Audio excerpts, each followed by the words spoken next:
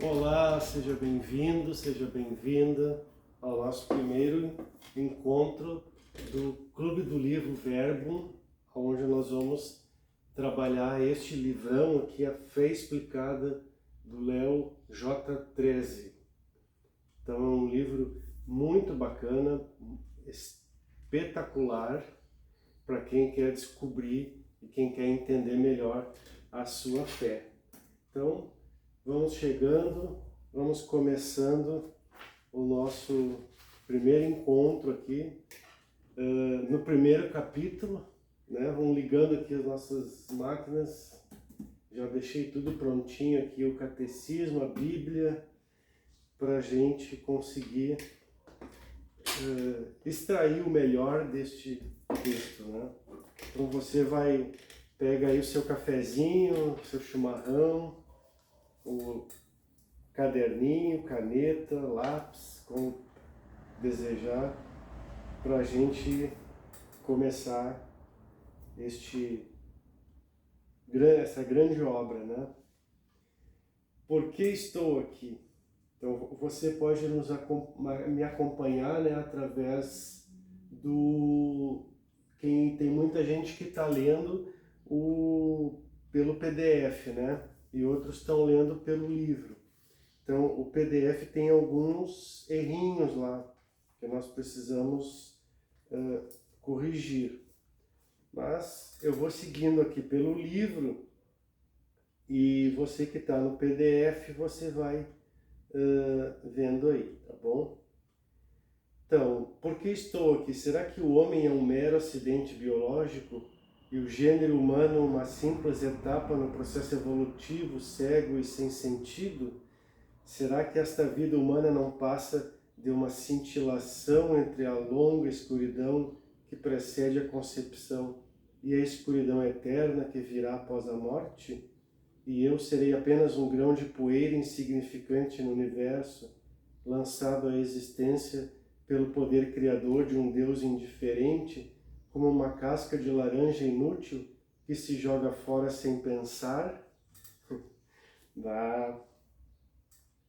Tem a vida alguma finalidade, algum plano, algum propósito? Enfim, de onde é que eu venho e por que estou aqui? Agora, presta atenção nessa frase.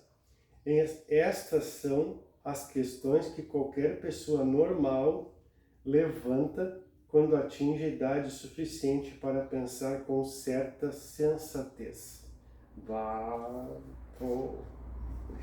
Quer dizer que se eu nunca pensei nisso, ou eu sou insensato, ou ainda não sou normal.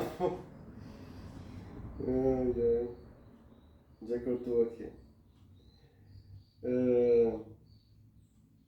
Por isso, o novo catecismo da Igreja Católica propõe-nos já no seu prólogo a questão da nossa origem e do nosso fim. Abre aspas, Deus infinitamente perfeito e bem-aventurado em si mesmo, num desígnio de pura bondade, criou livremente o homem para fazê-lo participar da sua vida bem-aventurada. Número 1.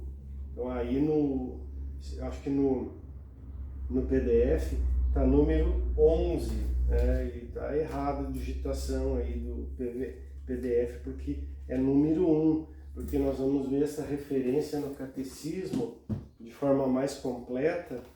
Olha só que interessante, a leitura, né, mais profunda. Então aqui no número 1 do catecismo fala assim, a vida do homem, conhecer e amar a Deus. Deus infinitamente perfeito e bem-aventurado em si mesmo, em um desígnio de pura bondade, criou livremente o homem para fazê-lo participar de sua vida bem-aventurada. Eis porque, desde sempre e em todo lugar, está perto do homem, chama-o, ajuda-o a procurá-lo, a conhecê-lo e a amá-lo com todas as suas forças. Convoca todos os homens dispersos pelo pecado para a unidade de sua família, a Igreja. Faz isto por meio do Filho que enviou como Redentor e Salvador, quando os tempos se cumpriram. Nele e por ele, chama os homens a se tornarem no Espírito Santo seus filhos adotivos e, portanto, os herdeiros da vida bem-aventurada. Aí, ó, viu?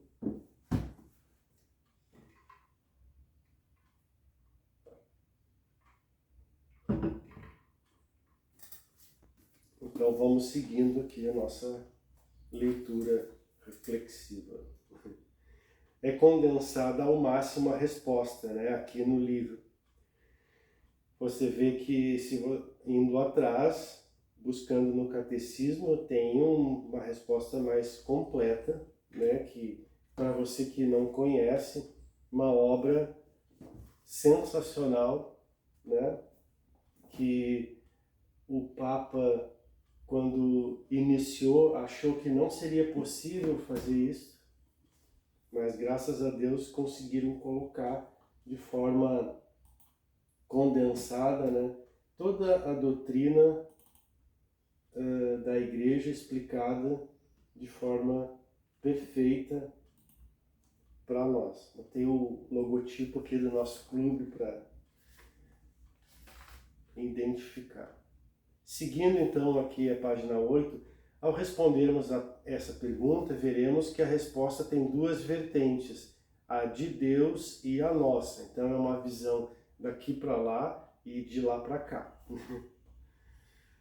Uma vez que ele é ser infinitamente perfeito, a principal razão pela qual faz uma coisa deve ser uma razão infinitamente perfeita. Então você já pensou que se você crê num Deus perfeito, criador, então perfeita é também sua criação, filosoficamente, né? Logicamente, racionalmente. Então o que acontece? O que a gente precisa pensar aqui é que a nossa mente, o nosso cérebro, nossa consciência, o que ela é? Ela é sempre um resultado daquilo que eu vi e ouvi. Então, aquilo que eu vi e ouvi dentro do meu meio foi formando a minha consciência e aquilo que eu sou. Então, se eu ouvi só coisas sem muita importância, como é que eu vou usar o termo correto? Assim, mais simples, mas né? Não me aprofundei em nada, né? O meu meio, a minha família, os meus amigos, a minha escola, meu trabalho, são pessoas assim mais rudes, enfim. O que eu vou ser? Eu vou ser uma pessoa também assim, simples, rude, com os pensamentos, com as ideias do meio que me criou. Você está me entendendo? Então, o que é esse meio? Por exemplo, se eu estou lá na selva amazônica, na mata, aquele meio vai formar um tipo de consciência diferente de culturas, de ideias e de crenças de uma pessoa que nasceu e se criou em São Paulo, né, num grande centro urbano. Então você percebe que o nosso cérebro, a nossa consciência, ela é aquilo que ela vivenciou ali na sua volta, e isso nos torna muito incapazes de entender Deus. Muito. Então a nossa mente ela é muito limitada para entender a criação de Deus, que é a expressão visível da sua perfeição, e que dirá então Deus, o Criador. Só essa reflexão para você entender. Então, quando o Léo fala que Deus é perfeito e por essa razão também cria uma obra que também é perfeita, a gente precisa compreender que a obra de Deus é perfeita, que o universo é perfeito, mas que nós na nossa limitação, no nosso egoísmo, em muitas questões do nosso inconsciente, dos nossos pensamentos, nós não entendemos esta perfeição. Por quê? Porque nós queremos as coisas perfeitas como nós achamos que deve ser perfeita. Compreendeu? Talvez isso lhe ajude a entender um pouco da teodiceia, que é aquela disciplina, vou dizer esse termo da teologia, que fala assim, por que Deus permite o mal? Mas o que é o mal? Né? Você já parou para pensar? Então, se você fura um pneu do carro, é bom ou é mal? Não tem como saber, né? Porque às vezes o trocar um pneu, ou se atrasar para algum evento, às vezes é a vida que é salva. Então, exemplo da nossa limitação, nós não temos essa capacidade de ir para o futuro, de ir para o passado, de voltar. Só os anjos que conseguem isso, porque vivem no Aévolo, que é um outro tempo que nós vamos ver logo em seguida. Não vou filosofar muito, porque senão nós não terminamos o primeiro capítulo. Mas, seguindo aqui então, onde é que eu estava? Uma vez que ele é ser infinitamente perfeito, a principal razão pela qual faz uma coisa deve ser uma razão infinitamente perfeita.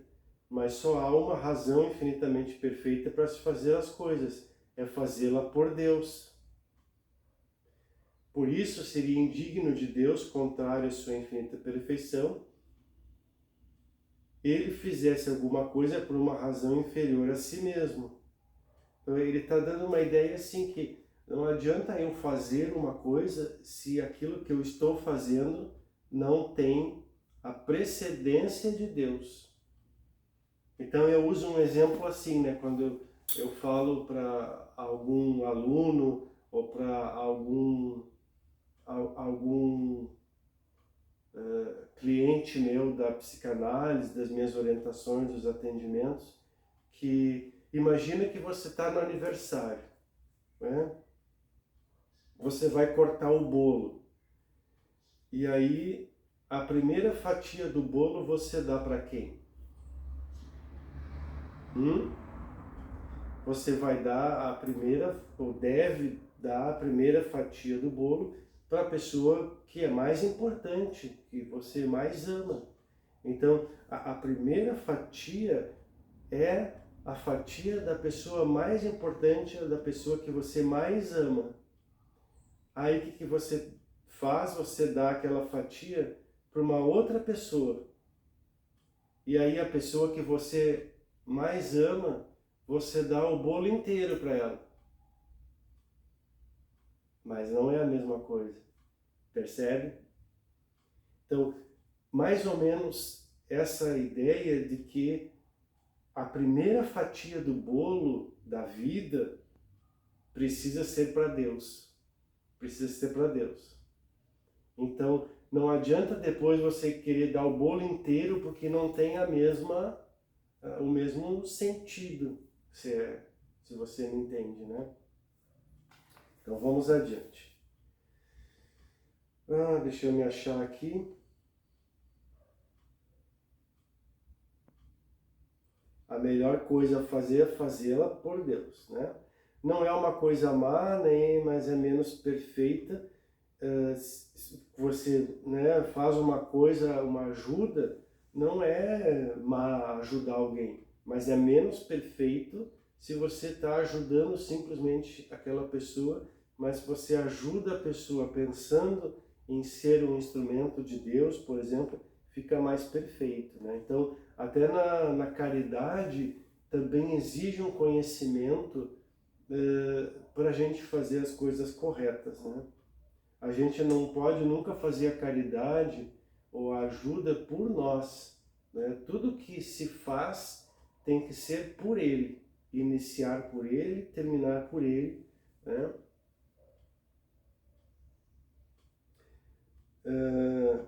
Por exemplo, se essa caridade fosse feita por um anjo, quem realizasse essa ação se prescindisse de Deus, não existe um motivo maior para fazer uma coisa do que fazê-la por Deus. É isso, e isso é certo tanto para o que Deus faz como para o que nós fazemos. Então nessa parte ele está falando assim, se o anjo fizesse uma coisa que não fosse por Deus, não seria perfeita, né? E aí eu sublinhei uma parte que eu considerei muito importante, que é essa aqui, ó. E se nos parece que Deus é egoísta por fazer as coisas para a sua própria honra e glória, é porque não podemos deixar de pensar nele em termos humanos. Pensamos em Deus como se fosse uma criatura igual a nós. É o que eu estava falando antes, né? Por conta das nossas limitações. Mas a verdade é que não existe nada, nem ninguém que mereça ser objeto do pensamento de Deus ou do seu amor, mais do que o próprio Deus. No entanto, quando dizemos que Deus fez o universo e nos fez a nós para a sua maior glória, não quer dizer, evidentemente, que Deus necessitasse dela de algum modo. A glória que dão a Deus as obras da sua criação é a que denominamos glória extrínseca, algo fora de Deus. Agora, olha que sensacional o exemplo que ele vai falar aqui, né, depois do pintor. Dadas as devidas proporções, né, é como um artista de grande talento para a pintura e a mente repleta de imagens, se as projeta sobre a tela para que outros as vejam e admirem. Isto, de certa forma, não lhe acrescenta nada, não o torna melhor ou mais talentoso do que antes. Assim, Deus nos fez primordialmente para a sua honra e glória, e daí que a primeira resposta à pergunta, para que nos fez Deus? Seja, para mostrar a sua bondade. Porém, a principal maneira de Deus demonstrar a sua bondade baseia-se em que nos criou com uma alma espiritual e imortal. Então, essa nossa parte espiritual é que é a parte perfeita em nós que nos torna semelhantes a Deus. Então, a pessoa pensa assim, que eu sou semelhante a Deus fisicamente. Não é essa a principal questão. A nossa principal semelhança com Deus e que nos torna também partes na sua perfeição, como a gente está vendo até aqui, é que nós temos um espírito que é perfeito. E é importante também a gente pesquisar e saber a diferença entre alma e espírito, porque tem. A gente coloca tudo no mesmo pacote. A alma é uma coisa e espírito é outra. É como se fosse o espírito, o combustível do ser. E a alma é uma parte sutil que representa o nosso íntimo, nossos pensamentos, o nosso eu, o nosso self.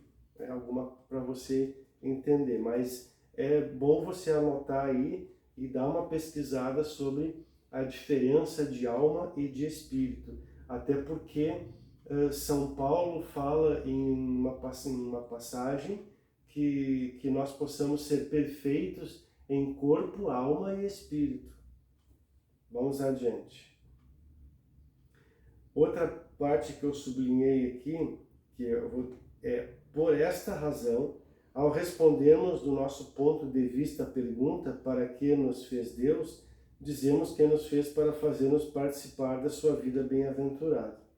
As duas respostas são como que duas faces da mesma moeda, o anverso e o reverso. A bondade de Deus faz-nos participar da sua felicidade e a nossa participação na sua felicidade mostra a bondade de Deus.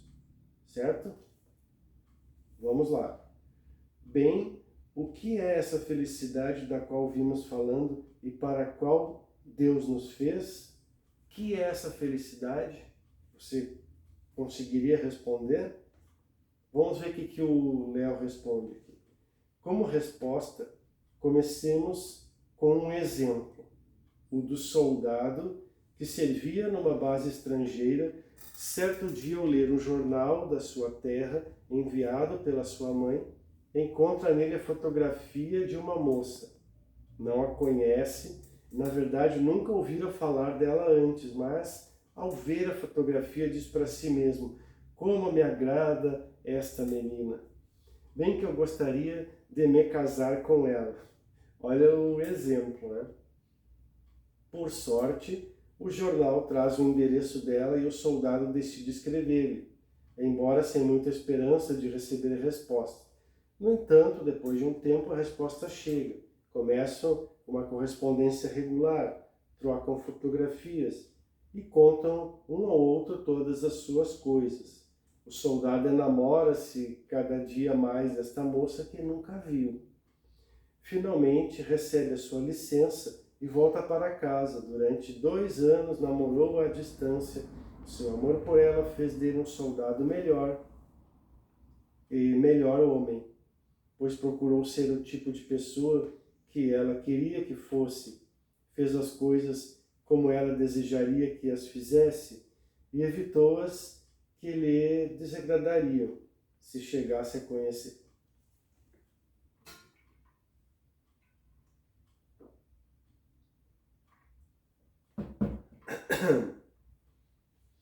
Já é um anseio ardente por ela o que palpita no seu coração. E agora está voltando para casa. Ó, que filme, né?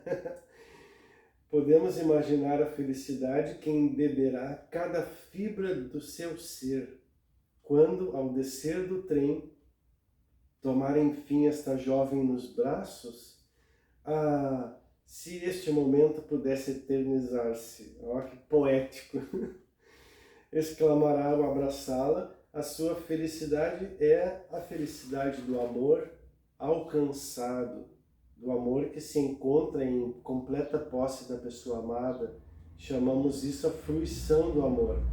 Sempre recordará este instante, o instante em que o seu anseio foi premiado com o primeiro encontro real, como um dos momentos mais felizes da sua vida na Terra. É também o melhor exemplo que podemos dar sobre a natureza da nossa felicidade no céu. É um exemplo penosamente imperfeito, extremamente inadequado, mas o melhor que podemos encontrar. Porque a primordial felicidade do céu consiste exatamente nisto, em que possuiremos a Deus infinitamente perfeito e seremos possuídos por Ele numa união tão absoluta e completa que nem sequer remotamente podemos imaginar o êxtase que dela nos advirá. E não será apenas um ser humano que possuiremos, mais admirável que seja, será o próprio Deus, a quem nos uniremos de modo pessoal e consciente. Deus que é bondade, verdade e beleza infinitas. Deus que é tudo, cujo amor infinito pode satisfazer como nenhum amor na terra.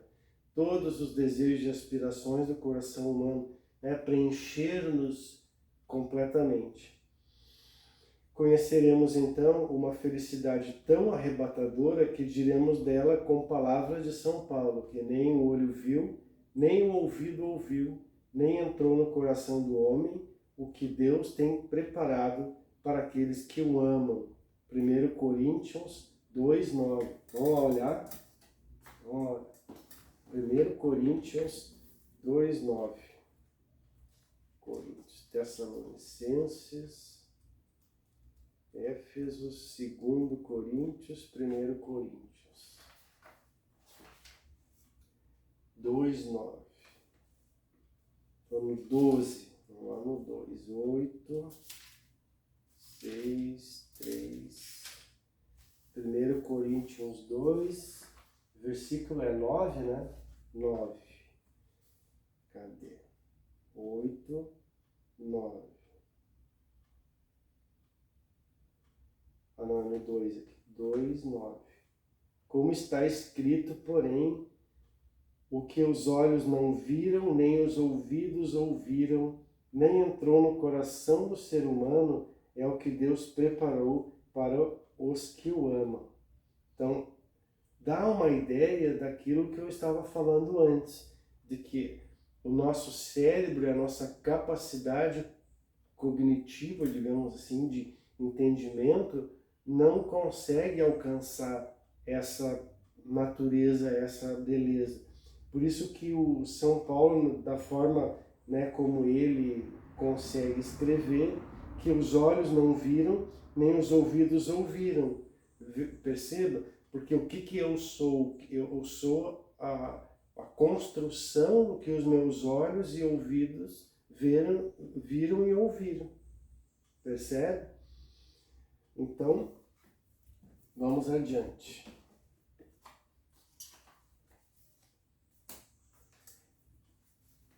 E esta felicidade, uma vez alcançada, nunca mais se poderá perder.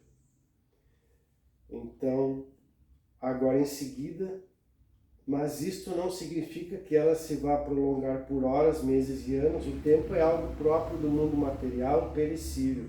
Quando deixarmos esta vida, deixaremos também o tempo que conhecemos. Para nós, a eternidade não será uma temporada muito longa, pois a sucessão de momentos que experimentaremos no céu, o tipo de duração que os teólogos chamam aévon. Aqui você deve ter seguido a minha dica, né? Que no decorrer da sua leitura, você deve sempre estar anotando as palavras que fogem ao seu conhecimento, para ir questionar, para ir perguntar lá na IA, né, na inteligência artificial, no Google, né, porque o dicionário agora a gente não precisa usar mais, né? Eu ainda sou do tempo do dicionário, procurava lá no dicionário. Agora você conversa ali com o seu assistente, né? Diga para mim o que é a Evo, né? Mais ou menos assim, vou ensinar você. Você que não sabe, ó, veja aqui no copiloto. Abre aqui no Voz. Claro, posso ajudar com alguma coisa? Pesquisa para mim o que representa a palavra aevum na teologia. Na teologia, a gente estuda Deus, crenças, doutrinas e práticas religiosas. Não, peraí. Vamos de novo. A palavra aevum na teologia, qual o significado? Na teologia, a palavra evo ou aeon refere-se a um conceito complexo. No gnosticismo, por exemplo, aeon são entidades emanadas de Deus, cada uma representando atributos mentais. Não é isso. A palavra é aevum e ela está ligada a tempo na teologia. Correto.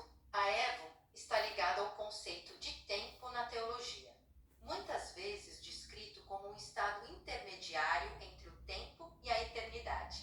Ele é eterno, mas tem um começo, diferente da eternidade absoluta de Deus. É um conceito fascinante. Quer saber mais sobre isso?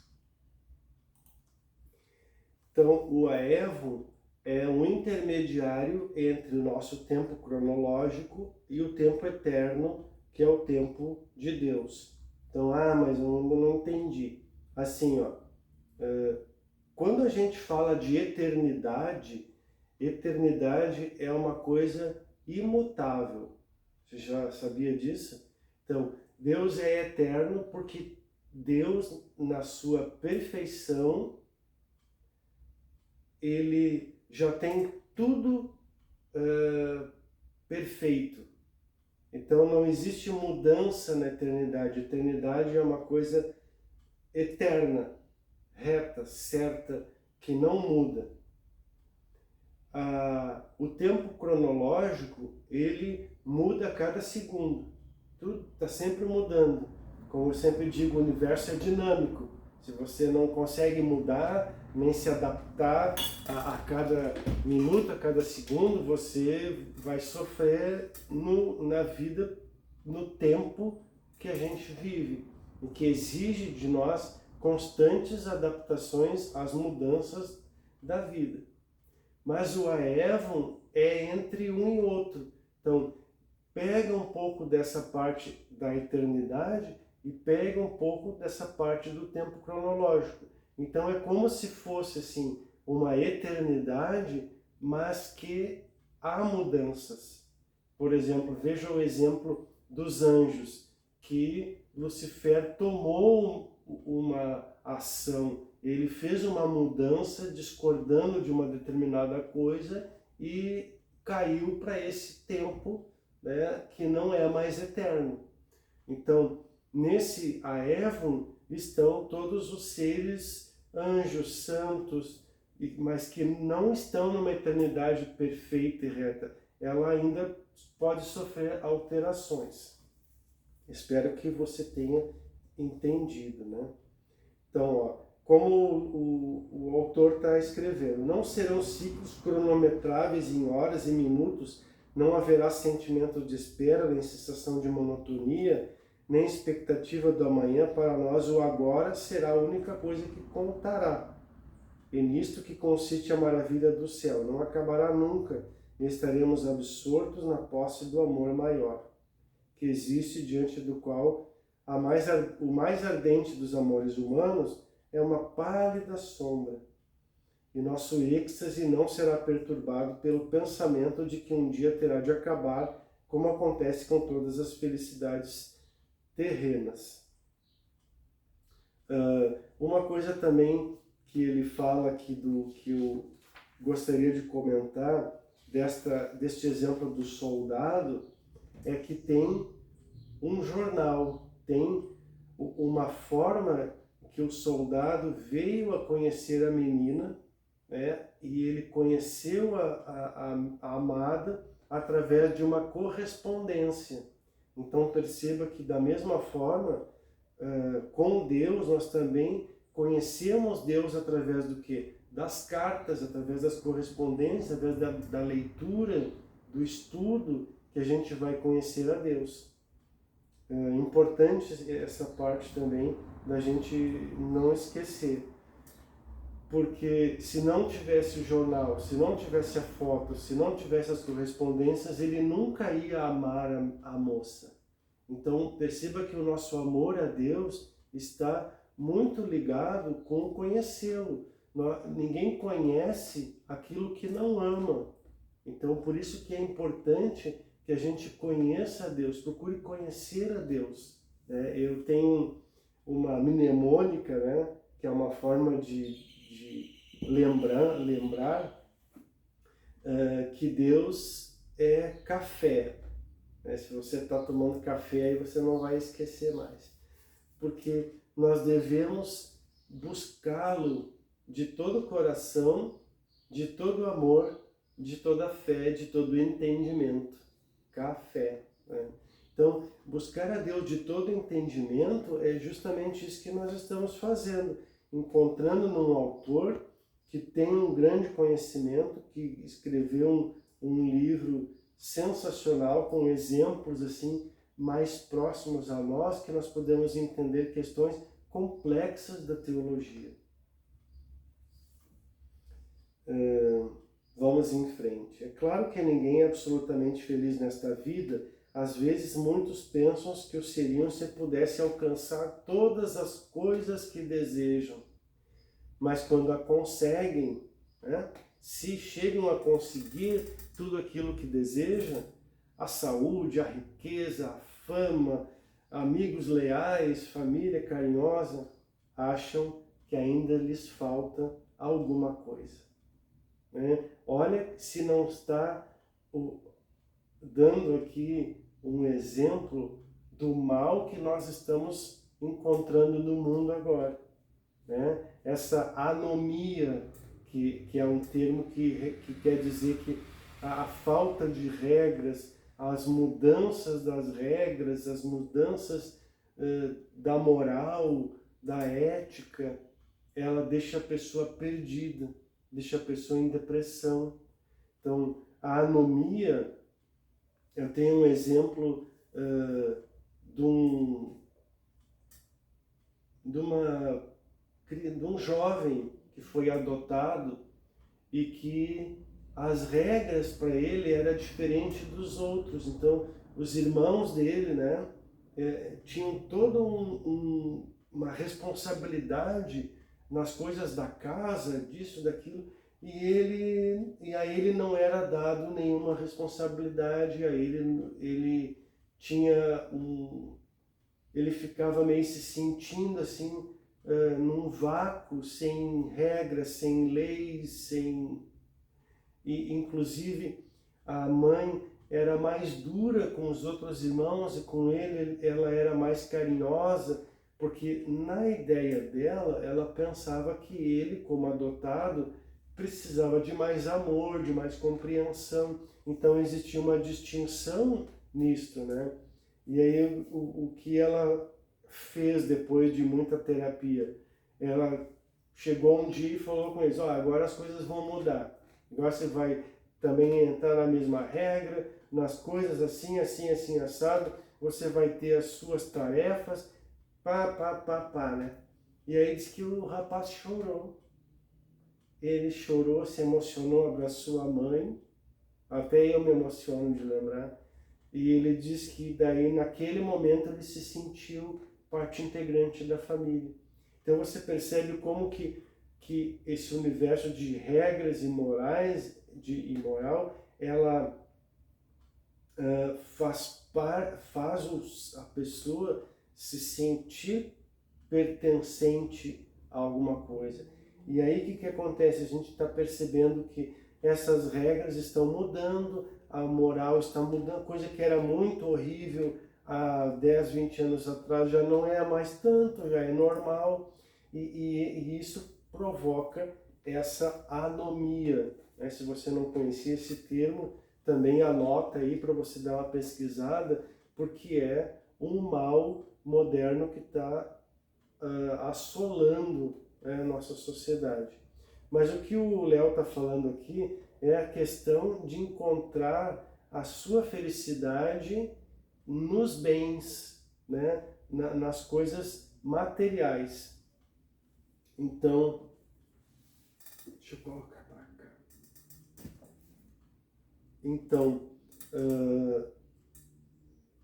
ainda não são sinceramente felizes, porque, como ele diz, eles sentem no seu íntimo que ainda lhes falta alguma coisa.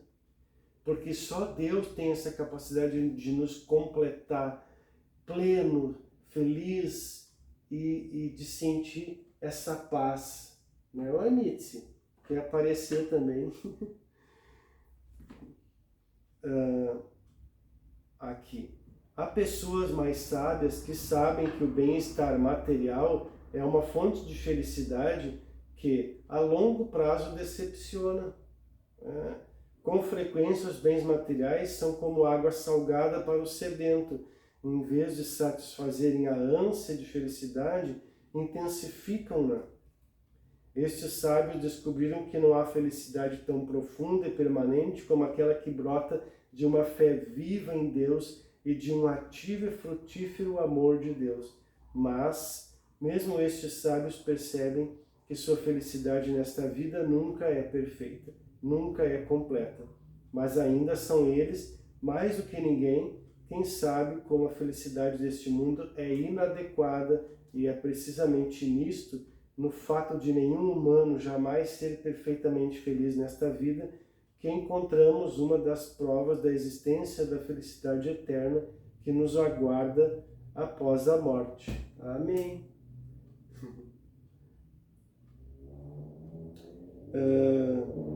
Aí eu vou passar para essa outra parte aqui. O que devo fazer? Então, temo que muitas pessoas encarem o céu como um lugar onde encontrarão os entes queridos falecidos, mais do que o lugar onde encontrarão a Deus. Essa é outra lição muito interessante que ele nos traz aqui na nossa leitura, que eu vou resumir para você aqui. Como que seria, então, uma ideia, né, numa escala infinitamente maior, menor, será como uma audiência com o Santo Padre. Numa escala infinitamente menor, será como uma audiência com um Papa, né? Cada membro da sua família, vocês estão todos lá visitando o Vaticano, você, a sua família, todos na sala, né, esperando entrar o Papa, nessa visita. Quando o Papa entra na sala de audiências, é para ele, principalmente, que se dirigem os olhos de todos. De modo semelhante, todos nós nos conheceremos e nos amaremos no céu, mas nos conheceremos e nos amaremos em Deus. Então ele dá um exemplo assim, então, todo mundo, sua família, muitas pessoas que você ama, enfim, na sala da audiência com o Papa, mas quando o Papa entra, ninguém vai olhar para todo mundo vai concentrar sua atenção no Papa, né? Então é uma forma muito menor de entender que no céu a nossa atenção, o nosso amor vai estar direcionado para Deus, não para as outras pessoas, porque é em Deus que nós sentimos esse todo. Todos estão em Deus. Nunca se ressaltará bastante que a felicidade do céu consiste essencialmente na amorosa visão intelectual de Deus, na posse final e completa de Deus, e que nesta terra desejamos e amamos debilmente e de longe. Já expliquei ali na explicação. Nenê, dá licença um pouquinho, o pai está ensinando aqui agora. Falamos atrás do soldado que, servindo numa base longínqua, viu o retrato de uma moça no jornal e se enamorou dela. Começou a escrever-lhe e, quando regressou ao lar, conseguiu, por fim, fazê-la sua. É evidente que, se logo de início o rapaz não se tivesse impressionado com a fotografia e se após umas poucas cartas tivesse perdido o interesse por ela, pondo a fim à correspondência, essa jovem não teria significado nada para ele no momento do seu regresso. Então, como eu havia dito, se ele não tivesse tido a coragem de enviar uma carta para ela, de se corresponder com ela, de ter essa vontade, né, de buscar conhecê-la mais, isso não teria conhecido. Então, essa vontade de conhecer mais a Deus é que nós precisamos exercitar no nosso ser. Sempre ter esse desejo, essa vontade de querer mais de Deus, de querer entender mais de Deus. Vou mais adiante. Aqui, depois na página 13 aqui do livro, é que ele explica, é por isso que estudamos religião. Por isso que temos aula de catecismo na paróquia, que temos cursos de religião no ensino médio, que temos aula de teologia na faculdade. Por isso que ouvimos as homilias aos domingos, lemos livros e revistas para aprendermos mais da doutrina. Por isso procuramos adquirir um conhecimento doutrinal apropriado ao nosso nível de cultura, através de círculos de estudos, de clubes do livro, né, de palestras, etc. Porque são parte do que poderíamos chamar da nossa correspondência com Deus. São parte do nosso esforço por conhecê-lo melhor, para que o nosso amor por ele possa crescer, desenvolver-se e conservar-se. Entendeu, meu irmão? Entendeu, minha irmã? É isso aí. Há evidentemente uma única pedra de toque para provarmos o nosso amor por alguém. É fazer o que agrada a essa pessoa amada e o que ela gostaria que fizéssemos. Essa expressão pedra de toque você conhece? Então, se você pode pesquisar lá no Google, pedir para a IA lhe ajudar, mas eu lhe adianto que pedra de toque é uma pedra que o ourives tem. O ourives é aquele que trabalha com ouro, né? Ele pega, por exemplo, um anel de ouro e ele risca o anel naquela pedra e mediante alguns produtos químicos que são adicionados, ele consegue ter uma medida do grau de pureza do ouro daquele anel. Então, é uma forma de medida, né? Pedra de toque é uma forma de medida, é justamente isso, é uma forma de medida. Para ele ver, se ele tiver sempre a mesma pedra, tem que ser sempre a mesma pedra, sempre o mesmo produto químico. Então, são essas circunstâncias que vão mostrar a medida das coisas. Então, a pedra de toque é a forma de medida.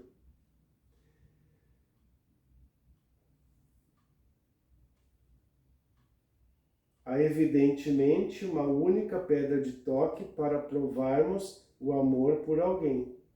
A pedra de toque é a prova, né, de que realmente é ouro. E fazer o que agrada a pessoa amada, que ela gostaria que fizéssemos. Então, dizer que você ama a Deus é dizer, mas evidentemente, né, o que prova que você ama a Deus são as suas ações que mostram o quanto que você ama a Deus, o quanto que você está fazendo aquilo que Deus ama e que Deus quer que seja feito. Então, um pouquinho mais embaixo, de modo semelhante, é uma maneira de provarmos o nosso amor a Deus é fazer o que Ele quer que façamos. Pronto. Provamos o nosso amor a Deus não pelo que sentimos por Ele, mas pelo que estamos dispostos a fazer por Ele. Muito bem. Na outra página, eu coloquei aqui de mais importante para comentar com você, aqui, ó, ou para servirmos de outra comparação. 6 pessoas ouvem uma sinfonia. Todas estão absortas na música, mas haverá 6 graus diferentes de saboreá-la, que dependerão dos conhecimentos e da capacidade de apreciar a música de cada um. Então, assim, veja, vou usar exemplo de 2 pessoas para ficar mais fácil para você. Uma pessoa que estudou música, né, que fez faculdade de música, que lê partitura e que entende a dificuldade que é seguir uma partitura, que é tocar um violino, o quanto que aquilo é difícil, e uma outra pessoa que não entende nada de música. E aí os dois estão ouvindo o músico executar uma obra de Beethoven. Qual que é a diferença? Aquele que entende mais da música vai com certeza saber apreciar e vai ter uma outra visão muito diferente daquele que não entende nada de música. O que não entende nada de música pode até dizer assim, não gosto desse tipo de música, né? Nem dá nenhum valor. Então, este valor a Deus, o amor que você tem por Deus está intrinsecamente ligado ao conhecimento que você tem de Deus. Quanto mais você conhecer de Deus, mais você vai amá-lo. Quanto mais você for relapso à leitura, ao estudo das coisas de Deus, menos você vai amá-lo, menos você vai entendê-lo, menos você vai dar valor a ele.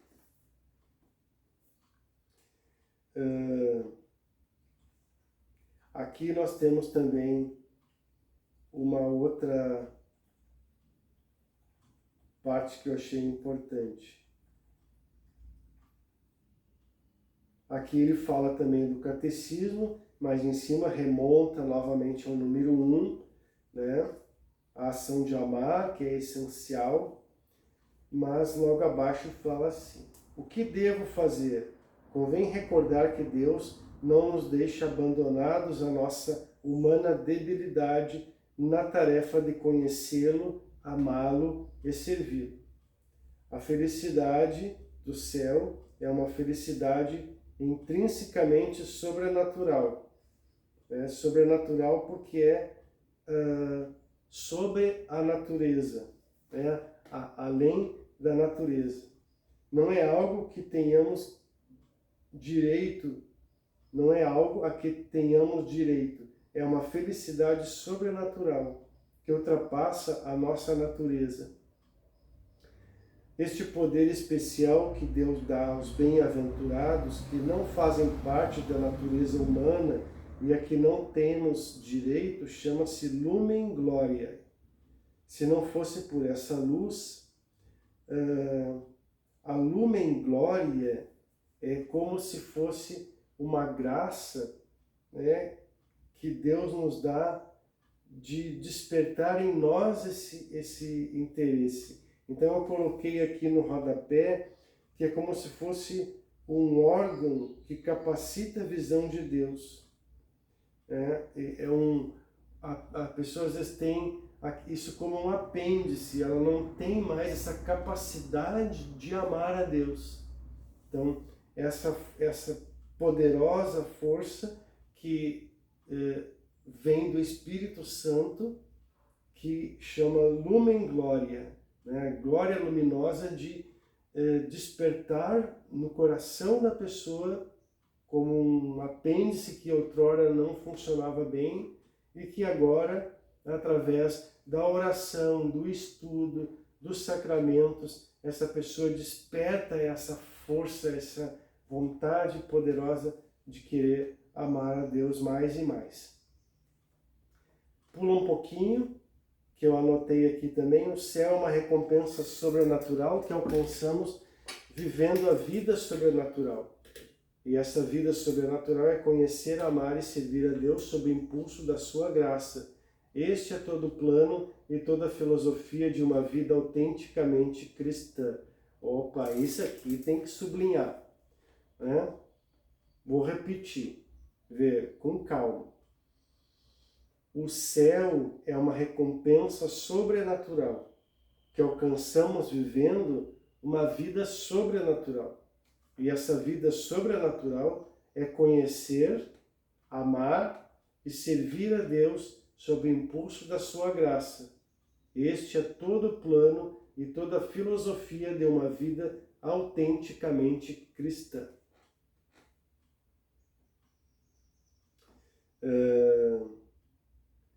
Aqui eu vou pular. Ah não, aqui tem uma parte muito importante, nossa, que eu não posso pular, que é então a gente chega a essa conclusão. Eu preciso estudar, eu preciso aprender, eu preciso ter entendimento sobre Deus. E aí vem a próxima parte. Quem me ensinará? Quem me ensinará? Então observe este exemplo que o Léo dá de quem nos ensinará. Ele explica aqui, né, nestas próximas páginas, que o operário, né, na fábrica recebe uma promoção e o chefe diz assim para ele: olha, agora você vai operar esta máquina aqui, super complexa, com um monte de botões, de coisa, e agora você vai receber um aumento, mas assim, você precisa cuidar dessa máquina, se estragar qualquer coisa, é muito difícil, muito complicado, e aí aqui tem o manual. Aí o empregado olha para o manual e pergunta, né, pá, mas assim, só com o manual eu vou aprender a operar a máquina? Não é melhor que venha alguém da fábrica me explicar como que é que funciona, né? Então, a fábrica entra em contato, né, com o dono da máquina, o criador da máquina, e o criador da máquina manda o filho dele lá para explicar, né, tudo como é que funciona. Então, o operário aprende diretamente com o filho do dono criador da máquina. Então, é o exemplo que ele dá, que os exemplos do Leão 13 é sensacional, é divino mesmo, assim, a inspiração desse homem com os exemplos que ele tem. Então, o que ele está dizendo, né, nessa exemplo dele? Que Deus mandou Jesus, né, nos ensinar, tintim por tintim, como agradar a Deus, como entender melhor a Deus. Que outra parte importante a gente também tem aqui? Aqui, ó. Jesus deixou de estar fisicamente presente entre nós quando subiu ao céu, 40 dias após a ressurreição, mas concebeu o modo de permanecer conosco como mestre até o fim dos tempos, servindo-se dos 12 apóstolos como núcleo, base, modelou um novo tipo de corpo. É um corpo místico, mais do que físico, pelo qual permanece na terra. Trata-se de um corpo semelhante ao corpo social, a sociedade cujas células são as pessoas. A cabeça é o próprio Jesus e a alma é o Espírito Santo. A voz deste corpo é o próprio Cristo, que nos fala continuamente para nos ensinar e guiar. A este corpo místico de Cristo chamamos Igreja. Percebe que quando a gente fala igreja, não estamos nos referindo somente ao templo de pedra, mas a igreja, sim, somos todos nós, eu, você, o corpo místico de Cristo, a igreja. Lindo, né? É lindo ser católico, é muito lindo, é muito forte, tudo impressionante mesmo. Deixa eu ver aqui mais uma parte importante para nós não pular nenhuma parte. Aí ele fala do Credo dos Apóstolos, que é uma oração antiquíssima. Isso daí é fácil de entender. Algumas verdades do Credo dos Apóstolos também. Mas, no final aqui, o sucessor de Pedro é o Papa, que define solenemente o dogma, a nossa verdade. Tá? Agora tratemos do tema da revelação divina, que seria bom indicar o livro que nos guardou muitas dessas revelações, a Bíblia Sagrada. Chamamos a Bíblia de Palavra de Deus porque foi o próprio Deus que inspirou os seus autores nos diferentes livros que a compõem. Então, de certa forma, a Bíblia é as cartas, né? A forma de comunicação que o soldado tinha com a moça, que fez com que ele amasse cada vez mais ela. A Bíblia, então, é nada mais, nada menos do que as cartas que nos fazem entender melhor a Deus. Sabemos, por outro lado, que nem tudo que Jesus ensinou está na Bíblia, que muitas das verdades que constituem o depósito de fé nos vieram pelo ensinamento oral dos apóstolos e foram transmitidas de geração em geração por intermédio dos bispos, sucessores dos apóstolos, né? Santos também. Então, a isso nós chamamos de tradição da Igreja. As verdades transmitidas através dos tempos pela via voz de Cristo na sua Igreja. Nesta única fonte, a Bíblia e a tradição, encontramos a revelação divina completa, todas as verdades em que devemos crer. Amém.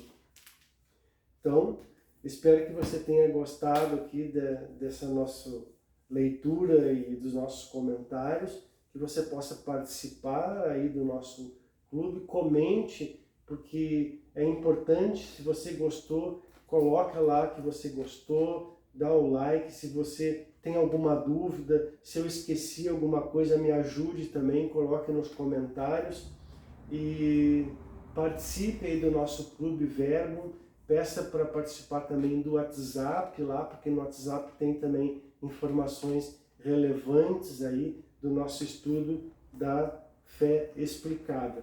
Então, um grande abraço para você, muito obrigado pela sua paciência. Espero que você também possa divulgar, né, compartilhar este vídeo, e nos vemos em seguida, em breve, né, ao capítulo 2, né, que se segue agora nos nossos estudos. Então, siga agora lendo o segundo capítulo, da mesma forma anotando as questões que você não sabe, pesquise, né, na internet, busque entender. Tem também tantos outros vídeos que falam sobre o livro, você também pode assistir outros vídeos, mas enfim, o que eu quero deixar para você, essa mensagem, né, que essa luz sagrada brilhe no seu coração, que o Espírito Santo ilumine você, para que você tenha cada vez mais força, mais vontade de buscar entender a Deus e, em cima desse entendimento, alcançar cada vez um amor maior. Amém? Muito obrigado, então até a próxima.